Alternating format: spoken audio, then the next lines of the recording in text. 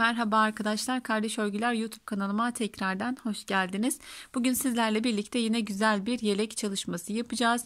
Modelimiz oldukça kolay, yine hem kız hem erkek bebekler için yapabileceğimiz güzel bir model. Yakadaki fırfırı yapmadığımızda, rengini değiştirdiğimizde dediğim gibi hem kız hem erkek bebek için güzel bir model. Yine böyle kalıp gibi duran modellerden bir tanesi, yani toplamayan, rahatlıkla örebileceğiniz, kullanabileceğiniz güzel bir model.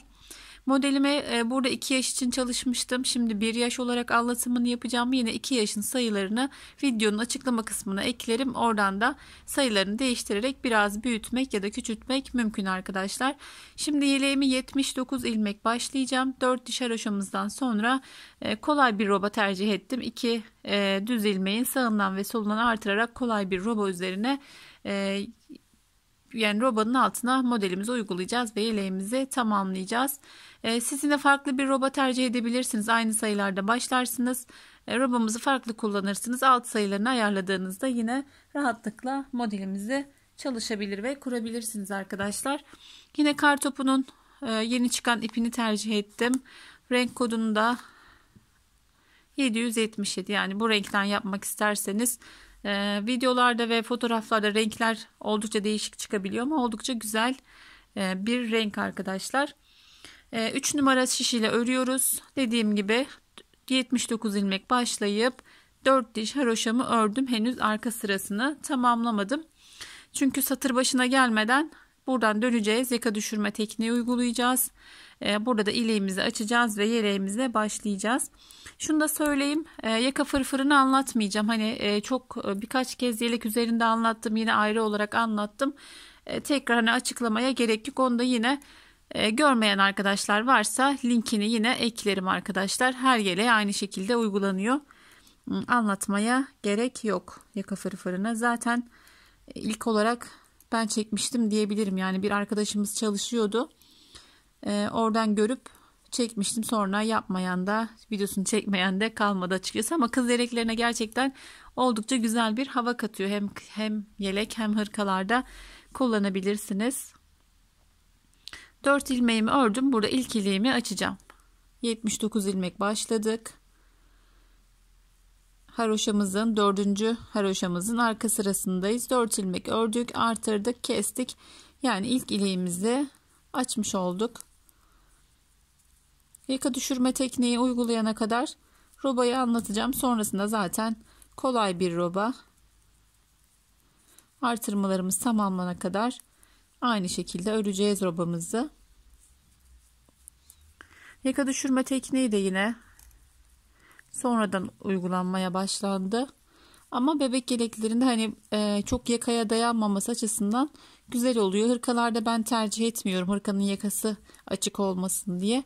Ama yeleklerde, özellikle yeni doğan bebeklerinde uygularsak çok daha güzel ve kullanışlı olur arkadaşlar. 1,5 yumağa ihtiyacımız var. Yani 1,5 yumak yeterli oluyor. Bir yumaktan biraz fazla bir ipiniz varsa rahatlıkla örebilirsiniz. Zaten hani 3 yumaktan 2 bebek yeleği çıkıyor. O şekilde sürekli yapıyorsanız zaten bilirsiniz. Bir büyük bir küçük de olabilir. Yani ipin durumuna göre ayarlayarak 3 yumaktan 2 yelek yapabilirsiniz. Şimdi ayrım sayılarımı da vereyim isterseniz. Önlerimiz 14 ilmek olacak. Kollar 11, arka 21. Aralarda da 2 tane beden arası ilmeği var arkadaşlar. Toplamda 79 ilmek robamız. Uzun zamandır video çekmiyorum. Yaz günlerinde çok fırsat örmeye de olmuyor arkadaşlar. Video çekmeye de olmuyor. Ama şöyle bir sezona giriş yapalım istedim. Kolay bir model ile. 2, 4, 6, 8, 10, 12, 14. 3 ilmeği de öreceğim. Haroşamın şimdi arka sırasındayım. 14 ilmek ön kaldı burada. Şimdi 2 ilmeğini örüyorum.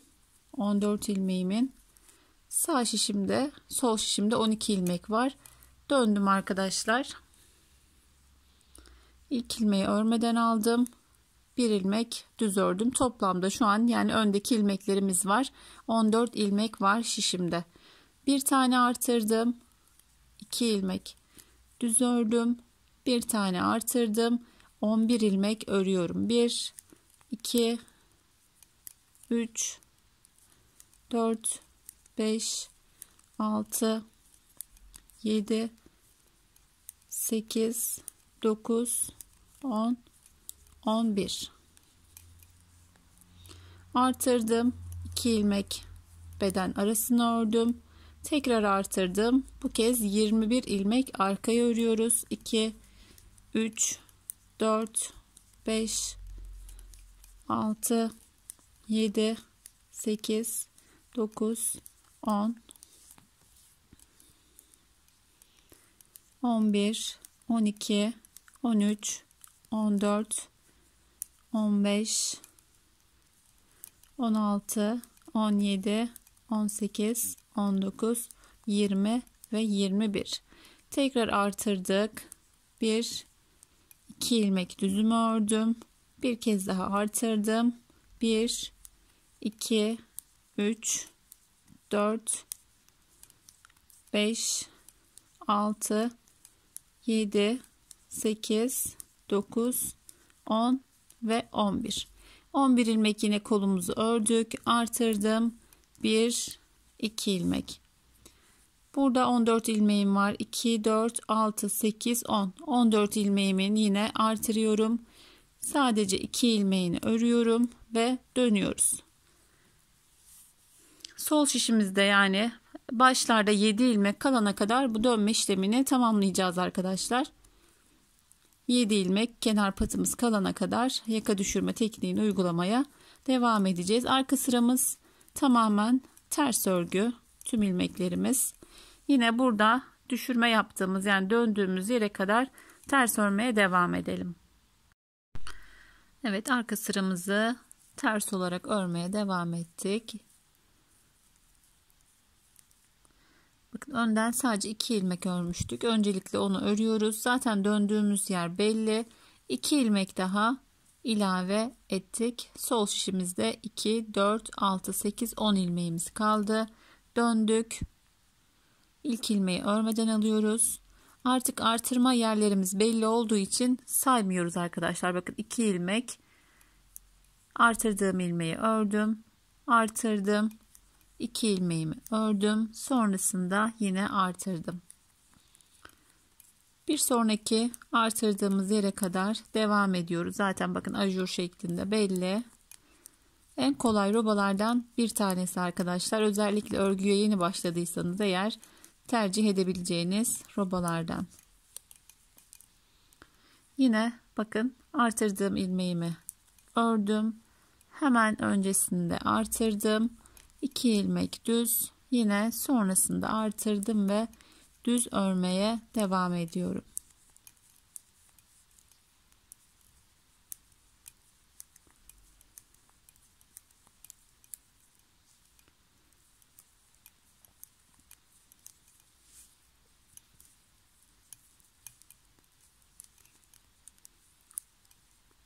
Arkadaki ilmekleri düz olarak örüyoruz. Hızlıca örüyorum arkadaşlar. Çünkü artırma dışında hiçbir işlem yok. Yine geldik 2 ilmeğe. Öncesinde artırıyoruz. 2 ilmek düz. Yine sonrasında artırarak kol bölümünü örüyoruz. Bir sonraki sırada zaten yaka düşürme işlemimiz de tamamlanacak. Robamızı örmeye devam edeceğiz. Yine bakın şu ilmekle karışmasın. Artırdığımız 2 ilmek düz örüyoruz. Sonrasında da öncesinde de birer ilmek artırıyoruz. Şimdi yine bakın döndüğümüz yere geldik. Son ilmeğimi örüyorum. Buradan da yine 2 ilmek örgüme ilave ediyorum. Burada da kaldı toplamda 10 ilmeğimiz arkadaşlar. Tekrar geri döndük. Döndüğümüz yerde ilmeği örmeden aldık. Arka sırayı yine tamamen ters olarak örüyoruz ve ilerliyoruz.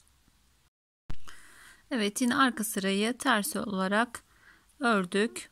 Şöyle bakın, döndüğümüz yere kadar gelelim öncelikle.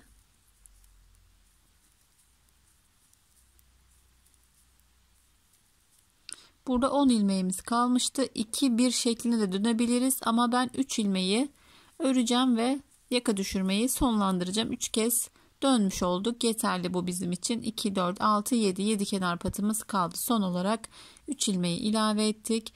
Arkaya döndüm. Yine ilk ilmeğimi örmeden aldım. Sonrasında düz örerek devam ediyorum. Yine bakın 2 ilmek artık daha net kendini göstermeye başladı. Burada şöyle takip edersek, kaydırma yapmazsak bu şekilde kolaylıkla ilerleriz. 2 ilmeğin öncesinde artırdım. Yine sonrasında artırarak ilerliyoruz. Yaka düşürmemiz de tamamlandığı için artık dümdüz örerek artırmalarımızı yaparak robamızı kolaylıkla tamamlayabiliriz. Artırdım. Yani takip etmesek bile şu artırdığımız ilmek hemen belli ediyor arkadaşlar. Orada hemen artırmamızı yapıyoruz. Düz olarak robamıza devam ediyoruz.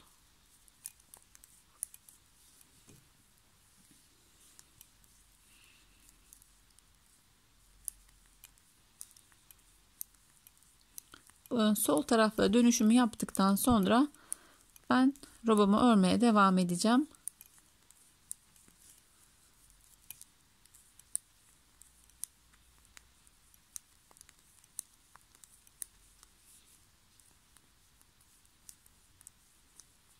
Evet, artırdım. 2 ilmek düz ördüm. Artırdım.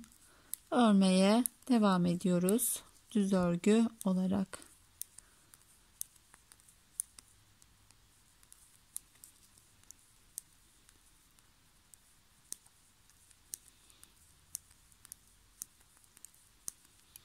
Yine geldik artırma yerine. Bir artır, 2 ilmek düz, tekrar artırdım. Burada son dönüşümüzü yapacağız. Öncelikle döndüğümüz yere kadar geldik. Son 3 ilmek kalmıştı. 3'ünü ilave ettim örgüme. 7 kenar patım kaldı. Döndüm arkaya. Yine ters olarak örüyorum.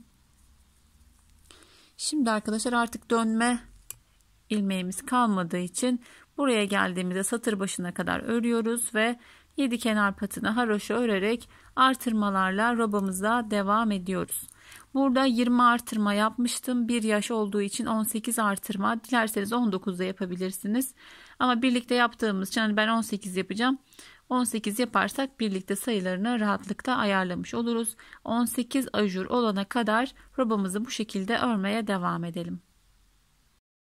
Evet arkadaşlar, robamızı 18 artırma olana kadar ördük ve tamamladık. Şimdi haroşa kısmına geçeceğiz. 14 sırada bir iliğimizi açmayı unutmayalım. Haroşamızı yaparken ilk 2 sırada artırmaya devam edeceğim ama gizli artırma yapacağım. Şöyle bir başlangıcını yapalım. Sonrasında haroşamızı da tamamlayıp modelimizin kurulumuna geçelim. Şöyle göstereceğim. Bu şekilde artırmaya devam ettiğimizde beden sayısını ayarlamak daha kolay oluyor arkadaşlar. Kol altından çok fazla ilmek artırmamıza gerek kalmıyor. O yüzden birçok modelde bu şekilde yaparsanız artırmamız hem görünmüyor gizli olduğu için, hem de dediğim gibi beden sayısı artmaya devam ediyor. Kol ve beden sayısı haroşayı da yaparken. Alt modelde bazen oldukça fazla bir ilmeğe ihtiyacımız oluyor. Model arta toplayan bir model oluyor. O yüzden kol altında çok fazla artırdığımızda da güzel durmuyor. Yani kol altı çok fazla genişliyor. Böyle haroşaya geçtiğimizde artırmaya devam edersek toplamda yine 8 ilmek kadar da buradan eklenmiş oluyor beden sayımıza. Yani kolları da sayarsak daha fazla tabii ki. Buraya geldim. Yine haroşa örüyorum ama şöyle artırdım. Gizli bir artırma oluyor. 2 ilmeğimi ördüm. Yine şöyle bir tane gizli artırdım. Bakın burada ajur oluşmuyor ama hem robamızın haroşasını örüyoruz hem de artırmaya bu şekilde devam ediyoruz. Şimdi 2 sıra bu şekilde artırın. Yine şuraya geldiğimizde bakın şöyle bir sonraki sırada sağından ve solundan artıracağız. 3. sırada artırma yapmıyoruz arkadaşlar. Bu şekilde artırarak haroşamızı da tamamlayalım ve devam edelim. Evet arkadaşlar, robamızı da tamamladık. 3 diş haroşamızı ördük. Dediğim gibi 2 sıra artırmaya devam ettim. Son sırada artırma yapmadım. Şu anda önlerde 35 ilmeğimiz var. Arkada 63 ilmeğimiz var arkadaşlar. Toplarsak 133 ilmek yapıyor. Kollar hariç. Kolları saymıyorum çünkü kol sayısına ihtiyacım yok. Modeli kurabilmem için 145 ilmeğe ihtiyacım var. Kol altlarından 6'şar ilmek artırıp 12 ilmek ilave ettiğimde toplamda 145 ilmeğe ulaşmış oluyoruz. Şöyle ayrım yerlerini de belirleyecek olursak, hani dediğim gibi toplam sayı saymamıza gerek yok zaten. Yani şuradaki bir ilmeğin birini bedene, birini kola verecek şekilde ayırıyoruz. Ayırdığımızda da dediğim gibi 33 ilmek var önlerde. Arkada 63 ilmek var. Şöyle bakın, tam ortadan bir ilmek bu tarafta, bir ilmek kolda kalacak şekilde ayrımımızı yapıyoruz. Dediğim gibi zaten belli, yani sayarak ayrım yapmıyoruz. Yakadan ayrımı yapmıştık. Bu şekilde işaretliyoruz ki kolu kesmemiz kolay olsun. Bunlardan yoksa elinizde çengelli iğne de buraya koyarak yerinizi belli edebilirsiniz. Şöyle son ayrımımı yapacağım. Yine şöyle bakın, bu ilmek burada, bu ilmek de burada kaldığında tam olarak ayrımımızı yapmış oluyoruz.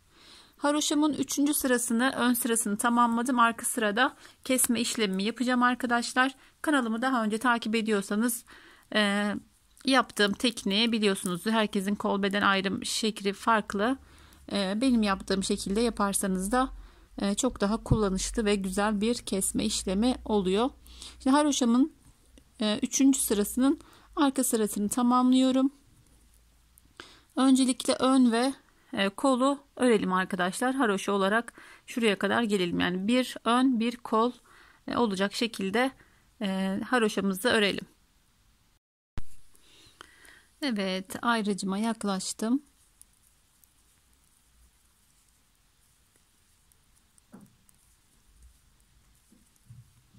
Evet, ayrım yerine geldim. Şimdi kolumu burada keseceğim arkadaşlar. Şöyle geri döneceğim. 3. diş haroşamı tamamlamış oldum. Geri dönüp burada kol kesimini yapıyoruz. Kol kesimini ne çok bol ne de çok gergin, özellikle gergin kesmemeye dikkat ediyoruz arkadaşlar. Kol ağzı daralmasın. Rahat bir kesim yapıyoruz. Çok bol bir kesim yaptığımızda da ilmekler kötü görünüyor. O yüzden oldukça güzel bir kesim yapmaya dikkat edelim. Çok gergin olmayacak şekilde. Evet, koldaki ilmeklerimizi kesmeye devam ediyoruz bu şekilde. Şimdi ayrıcım belli zaten. Ayrıcımın olduğu yere kadar keserek ilerliyorum. Evet, 3 ilmeğim kaldı. Son 3 ilmeğimi keseceğim. 1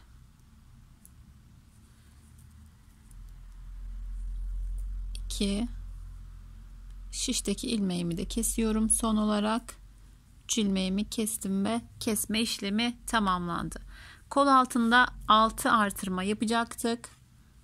1 2 3 4 5 6 artırmamı yaptım. Şurada döndüğüm yer var. Bakın arkadaşlar, şöyle bir çıkıntı görünüyor. Bu olmaması için şişime ilk kestiğim, şu şekilde görebilirsiniz. İlk kestiğim ilmeği şu şekilde 2 katını takıyorum. Üçünü birlikte ördürdüğümde kol altı daha düzgün olacak. Şöyle görüntümü biraz yaklaştırayım. Daha net görebilin. 6 ilmeğimi artırdım. Burada bakın takmıştım şişime. Hatta şöyle çevireyim, alması daha kolay.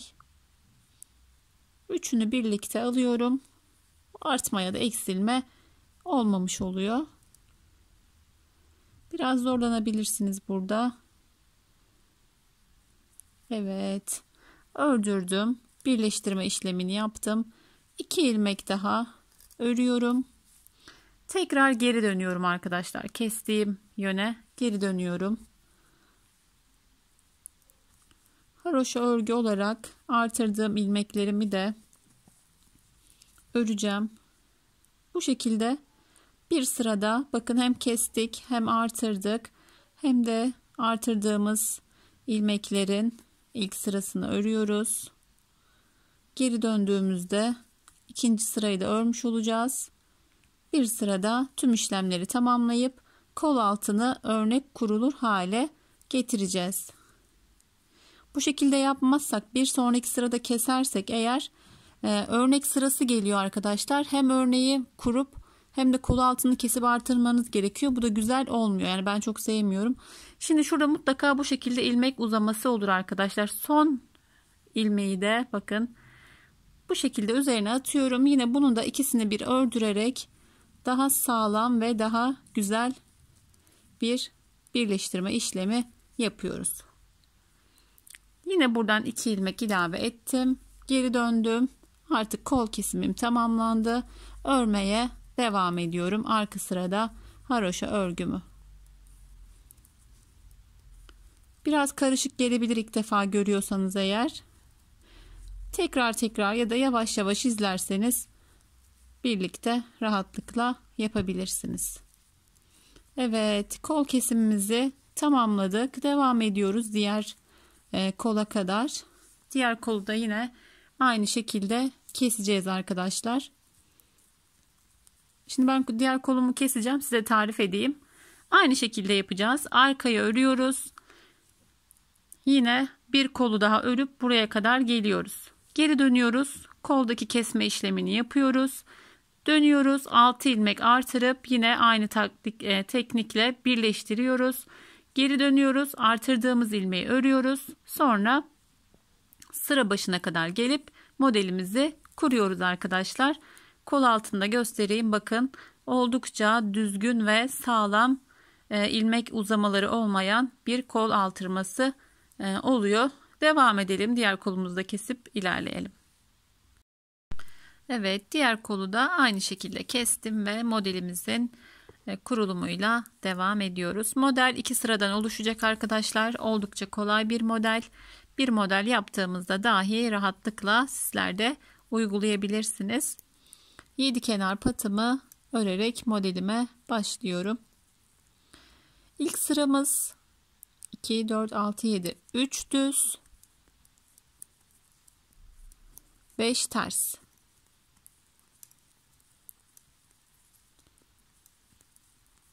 5. Bu şekilde ilk sıramızı kuracağız. Hiçbir işlem yok. Sadece 3 düz, 5 ters. 3, 4, 5. Bu şekilde devam ediyoruz. 3 düz, 1, 2, 3, 4, 5. 3 düzüm var. 5 tersim. Bakın kol altında bu şekilde oluşturduğumuz için rahatlıkla model kurulumu yapabilirsiniz. Dikkatlice ilk sıramızı kurarsak bundan sonrası çok daha kolay arkadaşlar. 1, 2, 3 düz, 1, 2, 3, 4, 5. Bu şekilde örmeye, modelimizi kurmaya devam edelim. Evet, ben biraz ilerlettim arkadaşlar. Çünkü işlem yapmıyoruz.